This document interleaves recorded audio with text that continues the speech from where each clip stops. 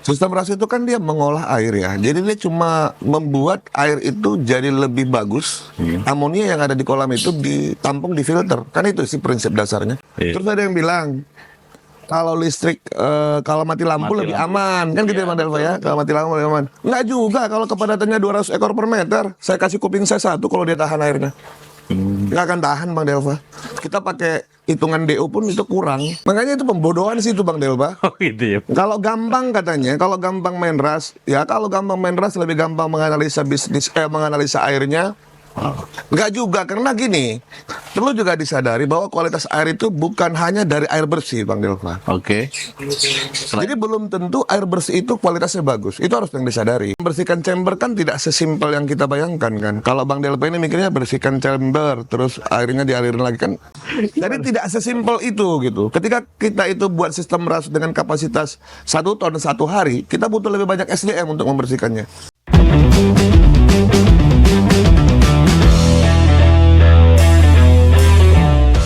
Assalamualaikum warahmatullahi wabarakatuh. Ketemu lagi dengan saya Delva. Kali ini saya masih ada di Medan dan di sebelah saya yakin pasti para penonton channel saya juga sudah mengetahui siapa beliau. Beliau adalah Raja Nila. Bang Gulo ya. Iya Bang, Saya deg-degan nih kalau di sebelah Raja nih. selamat datang di kota Medan Bang Delva. Terima kasih, Bang. Jadi setelah kita muter-muter kemana-mana, kita komunikasi by WhatsApp, kita komunikasi lewat Zoom. Terus Bang Drol juga pernah main ke kantor saya dan akhirnya saya juga singgah kesini. Dan ini sebenarnya yang kedua ya Bang. Yang kedua Bang. Nah, yang kedua, waktu itu kita ada pelatihan di Hotel Swiss. Dan waktu itu kita sebenarnya pengen ngobrol, tapi waktu itu sangat padat sekali jadwal sehingga kita tidak sempat ngobrol-ngobrol secara khusus kepada Bang Gulo. Dan tentunya dalam kesempatan ini, sebagaimana teman-teman sudah paham di channel kita, kita biasa membahas tentang aerator dan lain sebagainya. Tentu karena di hadapan saya ini seorang master dalam bidang biovlog ya, saya tidak akan menyia-nyiakan kesempatan ini untuk menanyakan hal yang remeh-temeh. Saya berusaha gali lebih dalam lagi beliau, pandangan beliau, visi misi beliau tentang perkembangan budidaya air tawar, ikan, nila, ikan lele dan lain sebagainya yang akan berkembang di negeri kita gitu. Apa kabar Bang Gulo? Sehat Bang. Sehat ya? Gimana di Medan? Betah banget Bang, apalagi makanannya itu harus ditahan-tahan, kalau enggak mah pulang dari Medan bunting kita ntar. Ya Bang Gulo, sebenarnya background Bang Gulo apa sih? Bisa paham banget gitu guys, semua orang tentang biolog pasti Bang Gulo udah paling depan gitu. Saya itu sebenarnya sarjana hukum kan Bang. Saya advokat. Sarjana hukum. Iya, advokat, terus magister manajemen, 14 tahun di bank. Oh gitu. Jadi nggak ada basic perikanan malah. Tidak ada basic perikanan. basic perikanan. Murni dari hobi belajar otodidak ya, Hah? melalui jurnal yang lain, nah itu baca buku. Terus Bisa sih aplikasi. sampai milih ikan itu? Hobi, saya dulu hobi Bang. Hobi. Saya ada kolam kecil dulu, kolam beton. Jadi setelah saya resign BNI kan saya sempat jadi di madrasah itu persiapan kompetisi sains nasional. Oh. Jadi waktunya kan nggak padat-padat. Ya udah sambil nunggu kasus dari advokat yang main-main ikan. Lama-lama tagihan. Ini kok begini, ini kok begini. Baca jurnal, beli buku. Jadi awalnya hobi ikan dan hobi baca nih kayaknya Bang Gulo ya. Iya, saya hobi, Hobi baca ya? Hobi baca. Karena saya lihat yang tidak background perikanan tapi memahaminya sangat detail, bahkan bisa hitung-hitungan biologi fisikanya sangat detail sih. Berarti Iya, karena baca saya Abang tinggi sekali nih. saya itu dulu kan ada ikannya memang nggak niat jual. Oh. Tidak niat jual. Jadi kalau ada masalah itu saya cari sendiri, saya cari literasinya. Bahkan buku-buku luar negeri saya translate. Oh gitu. Iya, untuk Abang beli mencari. itu ditranslate Iya, beli jurnal online itu. jurnal online yang jadi tentang ikan itu. tentang masalah yang dihadapi lah. Saya cari gitu. Terus lama-lama berkembang dekat dengan beberapa orang yang memang backgroundnya perikanan dari segi pendidikan. Ya udah, diajar. Gitu. Aja terus ya. Terus riset, Abang nggak Riset secara langsung dan nggak jual. Kita nggak jual ikannya. Nggak jual pada saat itu, hanya untuk ya penasaran gitu lah, hobi ya, penasaran.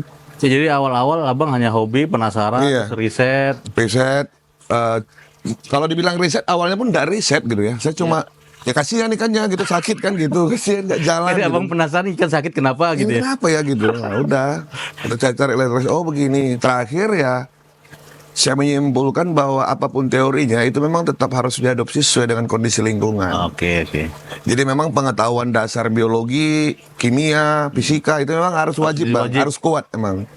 Biologi, kimia, Fisika, fisika, sama engineering. matematika, sama Engineering, matematika, iya. Itu harus kuat. Kuat. Listrik juga kali, Bang. Masuk ke Ya. engineering ya. Masuk ke fisika kan? Fisika. Nah, kalau listrik kan. Jadi memang harus kuat. Kenapa? Berbeda kondisinya ketika teori itu, misalnya ada jurnal nih dari Mesir misalnya kan. Kan tentunya keadaan kondisinya itu kan disesuaikan dengan kondisi Mesir di mana dia meneliti kan. Jurnal bisa tulisan dari kampus-kampus. Iya, kampus-kampus itu kan dia pasti akan meneliti di satu tempat yang notabene memang punya kondisi berbeda dengan lokasi kita. Nah, kalau kita paham teori dasarnya, mudah-mudahan aman gitu loh. Kan kita mencapai sesuatu hal itu mungkin berbeda jalannya ya. Mungkin di sana itu kondisinya lebih panas, kondisi airnya lebih banyak besinya. Kan kita kata itu kita mau mengejar kondisi A, berarti kita sesuaiin. Jadi kesimpulannya sebenarnya kita harus cerdas ya sebenarnya, Bang. Iya kayaknya. Karena kan nggak, buku itu kan nggak akan menerangkan kita dari belajar di awal kan. Iya. Nah gitu. Contoh ya ilmu dasarnya memang harus kuat. Iya. Karena kalau kurang paham juga kita baca sampai itu nggak ngerti-ngerti. Iya nggak ngerti-ngerti akhirnya gitu. Jadi kita baca, kemudian paham, kemudian mempraktekkan sesuai dengan kondisi. Iya. Nah pasti awalnya kita praktekin kan sesuai dengan tulisan itu kan. Iya. Nah nanti akan terjadi hal yang tidak 100% apa yang kita harapkan sesuai dengan yang dia tulis. Itulah butuh rekondisi sebenarnya ya. Kondisi. Baik dosis, pola. Tapi kan kalau kita sudah melek di poin-poin dasarnya, contohnya suhunya berapa sih di situ gitu kan? Tapi sebelum saya ngomong ke situ, Bang, saya mau balik lagi nih, Bang. Saya mau mundur dulu nih. Gimana? Nah, Abang kayak pernah sekolah unggulan SMA aja, kayaknya ya. Oh ya, saya dulu di SMA Matauli, Saya mau tulis. Sibolga ya. Jadi kayaknya dari situ ini abang cerdas berarti. Jadi cerdas. Terus ada masalah belajar. Di zaman kita kan UMPTN itu kan penting sekali ya, kan gitu kan. Matematika dasarnya harus bagus kan Iya, gitu ya. Mungkin dari situ sih. Dari situ bang ya. Ya keinginan belajarnya kencang kan. Nah kemudian kan udah kerja enak nih bang di BNI. Sampai berhenti terus ke ikan itu apa yang pemicunya itu bang? Ada sebab apa gitu loh? Dulu saya cita-citanya memang jadi direktur 40 tahun manggil bang. Oh gitu. Nah terus satu lagi kan istri saya juga bekerja di bank kan, perusahaan yang sama. Jadi abang berpikir kalau di BNI walaupun besar nggak bakal jadi direktur gitu. Gak bakal jadi direktur bang. Kalau kita soft skill yang nggak kuat kan. Iya. Direktur. Jadi dari awal ada cita-cita itu mungkin di pertengahan. Ya dan hobi bisnis juga bisnis mungkin juga, kali ya kan. Kita selama ini memberikan kredit ya, analisa bisnis dia gitu. Terus Tapi nggak punya bisnis. tapi nggak punya bisnis kan gitu. Oke, paham saya, Bang. Kemudian memutuskan ke ikan nila ini ya. Ya tahun 2017 saya resign. 2018 itu saya masih berusaha untuk merubah pola hidup saya kan. Dari yang tadinya ngantor pakai dasi, saya harus jadi advokat, dibawa-bawa ke kasus-kasus, terus bekerja sama dengan beberapa orang yang memang butuh konsultan pendidikan. Saya memang dari dulu bang. KSM itu kan kompetisi sains madrasah itu kan dia kompetisi Lebih olimpiade ke- di madrasah.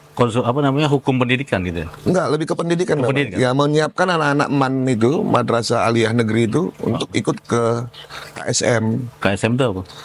kompetisi sains madrasah. Kalau di kita SMA itu dia lebih ke olimpiade. Oh, olimpiade. Jadi ada MAN gitu ya? hajatan pendidikan itu madrasah se-Indonesia tentang matematika, fisika, kimia. Oh, gitu. Nah, saya dulu itu tim-timnya seperti itu. Jadi memang abang hobi ke Hobi ke pendidikan pendidikan memang. itu ya. Iya. Terus juga punya cita-cita pengen punya usaha sendiri jadi direktur. Usaha saya banyak dulu. Usahanya Wah, banyak. Dulu saya Apa aja tuh, Bang? saya pernah punya kafe di Medan itu namanya Rock Coffee. Rock Coffee. Itu kafe rock terus besar Itu pernah masih jadi kerja juga sih. masih kerja. Jadi saya di BNI udah punya banyak bisnis. Oh, kerja di bank gitu. Nah, kerja di bank, ketika saya kerja di bank itu umur 1 tahun itu saya sudah punya bisnis bang. Punya Doorsmere. Saya kan di dinas Doorsmere, terus ada kafe, ada studio musik, Iya. ada penyewaan alat musik dan panggung. media publikasi macam baliho. Oh gitu. Nah, saya dulu di advertising kan, bisnisnya besar. advertising. Iya, bisnisnya besar di Terus situ. konsultan hukum juga. Konsultan hukum itu setelah saya resign. Oh setelah malah resign. Setelah resign saya fokus di konsultan hukum khusus untuk perbankan. Kan nggak ada kosong itu. Nah itu usaha advertisingnya masih jalan. Nah, ketika saya sudah jadi saya jual advertisingnya, saya ganti jadi beli ruko, saya bangun kafe yang besar. Kan advertisingnya ada kuat, kenal banyak artis kan. Iya iya. Saya bangun kafe yang ada live bandnya khusus musik rock. Rock, tahu Terus sebat- jalan kira-kira mau kena COVID kan, ada pembatasan dan yang lain-lain. Oh iya iya. Nah, akhirnya itu ya udahlah saya jual, saya fokus ke ikan karena pada saat itu kan bisnis itu berjalan semuanya kan. Bareng semua ya. Bareng semuanya kan. Ya udah, kayaknya ke ikan nih, udah jual aja kafenya. Jadi COVID itu yang COVID itu yang membuat saya jadi Membuat fokus saya ke ikan. fokus ke ikan. Iya. Nah, itu. jadi sebenarnya COVID itu membersihkan kita, Bang. Iya. Membersihkan bisnis kita, membersihin diri kita juga. Iya, jadi dibersihin uang-uang keluar ya, masih kita fokus ke ini. Akhirnya ke ikan Ke ya. ikan, ya. Oke, sekarang kita ngomongin ikan ya. Ikannya langsung ikan nila tuh apa dulu, Bang? Dulu saya awalnya lele. Lele. Lele dan ikan nila ini saya suka dulu karena warnanya merah-merah. Jadi saya dulu nggak tahu ada ikan nila hitam gitu. Saya taunya dulu itu ikan nila merah Bangkok gitu. Sama lele dulu kan lele emang udah melegenda. Lele Bang. juga banyak Semua kan orang dulu ya. di TV ngomongin lele Iya. Awalnya saya gunakan sistem ras. untuk lele itu. Ya, semuanya untuk seluruh kolam saya yang ada di sini itu ras dulu. Keras dulu. Awalnya saya gunain ras, jalan 2 tahun. Kok ribet banget gitu. Ya mungkin kalau dibilang filter saya yang nggak bagus, nggak juga. Soalnya saya literasinya saya bangun dan saya buat sendiri memang. Apa yang abang pahami tentang sistem ras sih sebenarnya? Sistem ras itu kan dia mengolah air ya. Jadi dia cuma membuat air itu jadi lebih bagus. Amonia yang ada di kolam itu ditampung di filter. Kan itu sih prinsip dasarnya.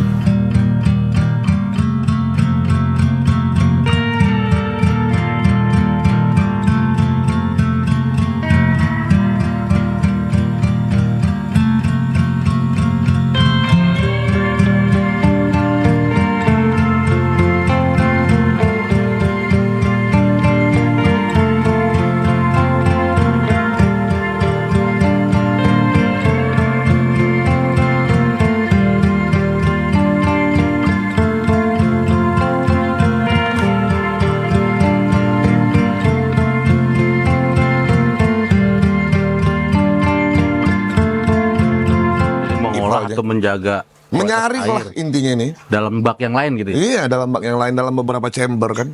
Tapi di bak atau chamber itu kan ada proses biologi. Ada juga, mekanik, mikroorganisme iya juga. betul. Pakai biobol, ya sarang untuk sarang bakteri kan.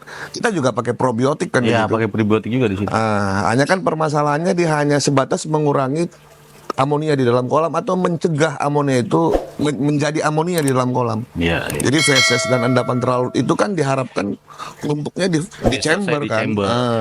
Di chamber dia akan diolah dengan bantuan bakteri sehingga aman, baru masuk lagi ke kolam kan begitu prinsipnya. Jadi untuk istilahnya petani tahap pemula lebih disarankan keras atau Kalau dibilang disarankan keras itu karena gampang mengatasinya kalau contohnya. Sebenarnya bukan hanya ras, mau apapun kalau memang prinsipnya ganti air kan gampang sih bang.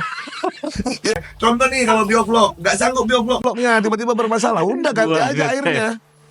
Bener kan, gampang. Nah sama macam ras gitu. ya itu kan kayak prinsip dasar ada air ada ikan. Ada ikan gitu. Airnya rusak buang ganti Buang air airnya gitu ganti aja. iya. Ya prinsip gitu ya semuanya bisa kan. Nggak harus ras kan yang gampang. Nggak kan. harus pinter. Nggak harus pinter. Nah, sebenarnya di situ kan ada yang bilang ya itu kan lebih gampang gitu. Kenapa gampang? Ya kalau ada masalah kita lebih cepat mengantisipasinya. Iya. Terus ada yang bilang kalau listrik kalau mati lampu Mati lebih lampu. aman kan gitu ya Iya, Bang Delva ya. Kalau mati lampu lebih aman. Nggak juga kalau kepadatannya 200 ekor per meter. Saya kasih kuping saya 1 kalau dia tahan airnya. Nggak akan tahan Bang Delva. Kita pakai hitungan DO pun itu kurang. Contoh nih ada yang mengaku rasnya 200 ekor per meter. Kalau mati lampu Per meter kubik. iya, per meter kubik pasti aman katanya.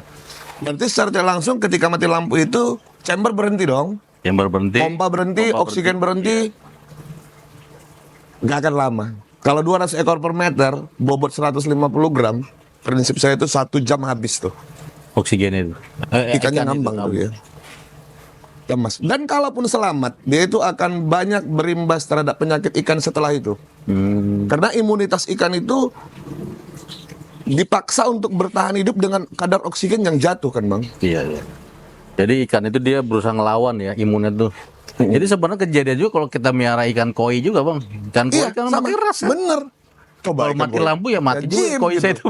Makanya itu pembodohan sih itu Bang Delba. Oh gitu ya. Kalau gampang katanya, kalau gampang main ras, ya kalau gampang main ras lebih gampang menganalisa menganalisa airnya. Enggak juga, karena gini, perlu juga disadari bahwa kualitas air itu bukan hanya dari air bersih, Bang Delva. Oke. Jadi belum tentu air bersih itu kualitasnya bagus. Itu harus yang disadari. Apa indikasinya abang? Banyak kan indikator-indikator yang di dalam itu. Contoh nitrit, nitrat, banyak indikatornya. Bisa juga kadar Fe-nya. Jadi belum tentu air bersih itu standar berkualitas. Termasuk abang pernah cerita kadar oksigen sumber air juga ya? Sumber bisa. Contoh nih Bang Delwa, kita pakai air PDAM, bersih nggak? Bersih. Bersih putih. Bening. Apakah semua ikan bisa hidup di situ?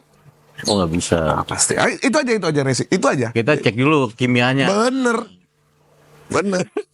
Nah, makanya nggak sesimpel itu gitu. Membersihkan air itu belum itu tadi gunanya filter mekanik itu kan, filter mekanik biologi kimia itu supaya dia memastikan air itu memang tidak air itu cocok untuk ikan kan gitu.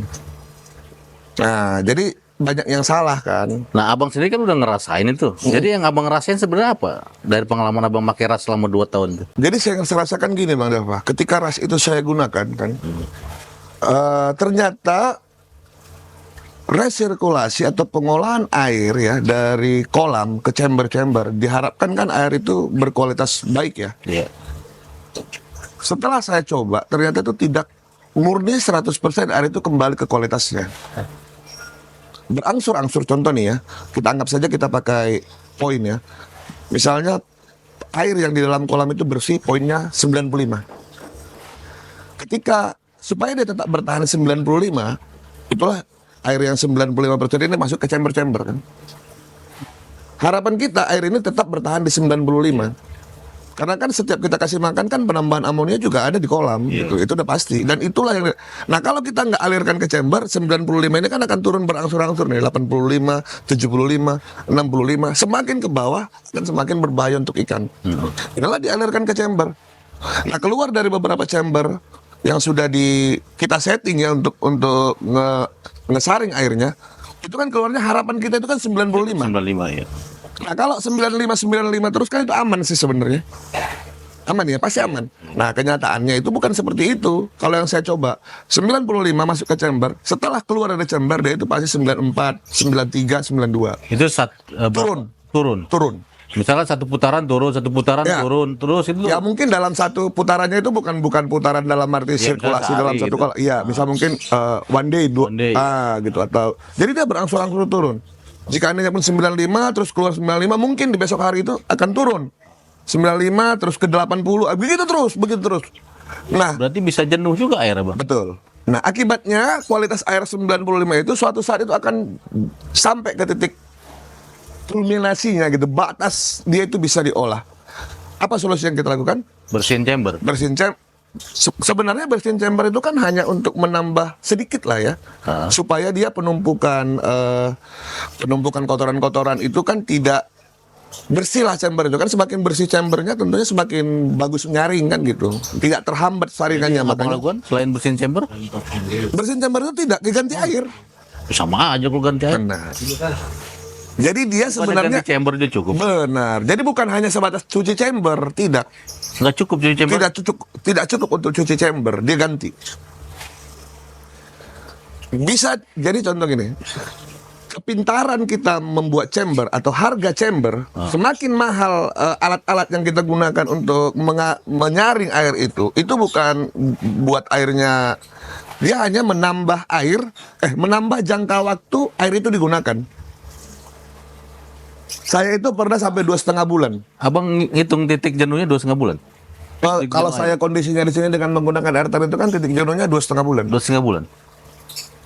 2 bulan itu dia sudah nggak bisa kita perbaiki lagi. Udah kita korek udah kita bersihin, Tetap jenuh air. tetap jenuh. Dia dampaknya itu kita akan semakin menguatkan aerasi ujung-ujungnya. Di ujung-ujungnya makin Ujung-ujungnya kita kuatkan aerasi, ujung-ujungnya mau tak mau amonia yang di dalam kolam atau yang tidak tersaring lagi oleh Pakai filter bioflok itu, lagi? ya ujung-ujungnya semi bioflok bang. jadi semi bioflok. Iya bener. Jadi nggak ada istilahnya 100% ras itu ya. Saya pernah lihat ada di klien saya di sini, dia menggunakan resirkulasi murni bang. Jadi dia pakai air itu dialirkan ke dalam tabung, terus sisa-sisanya itu dibuat dalam bentuk biologis, itu jelas memang dia menghasilkan semacam vlog lah. Itu ditampung dan itu dibatasin jumlah kadar vlog itu supaya tetap airnya bersih kan. Kalau dia kebanyakan kan airnya jadi jorok gitu. Jadi dibatasi, disuntik di kolam, ada. Pernah saya lihat Dalam sistem ras itu. dalam sistem ras. Instalasinya kan mahal. Dia dapat instalasi itu dari Eropa. Spesial datang orang luar negeri hanya untuk menginstal itu. Ganti jadi bioflok bang. Iya, iya. Dia ganti jadi bioflok. Ini kan ujung-ujungnya pakai aerator juga. Ujung-ujungnya. Bioflok Nah ketika air itu semakin jemu kan tentunya kita suntik lebih banyak Suntik dia lebih kadar banyak DO-nya. oksigennya, iya. Benar gitu. Betul. Oh gitu ya. Jadi setelah itu saya Insight baru ini. Saya pikir saya selama ini bersihin chamber selesai itu bang.